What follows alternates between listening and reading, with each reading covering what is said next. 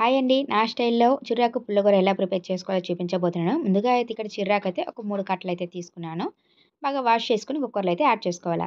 ఒక పెద్దవి 2 టమోటాలైతే ఇలా కట్ చేసుకొని యాడ్ చేసుకోవాలా. ఒక మీడియం సైజ్ ఆనియను, కారానికి తగ్గట్టుగా పచ్చిమిర్చి. నేనైతే ఇక్కడ ఒక 10 పచ్చిమిర్చి అయితే తీసుకున్నానండి. తర్వాత ఒక హాఫ్ మ్యాంగో అయితే తీసుకున్నాను.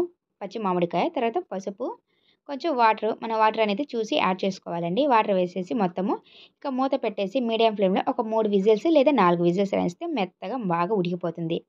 ఇలా బాగా ఉడికిపోయిన తర్వాత ఇంకా రుచికి సరిపడా ఉప్పు వేసేసి ఒక పోపు గుత్తి తీసుకొని బాగా మ్యాష్ చేసేసుకోవాలా.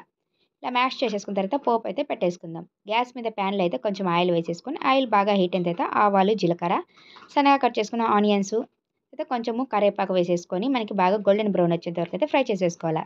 కొంచెం వెల్లుల్లిపాయ కూడా వేసేసుకొని, ఒక ఎండుమిర్చి కూడా వేసేసి పోపు మొత్తం బాగా ఫ్రై అయిపోయిన తర్వాత పప్పులో వేసేసి ఒక 5 మినిట్స్ ఉడికించుకుంటే మనకి చిర్రాకు పుల్లగూర అయితే రెడీ అయిపోయింది.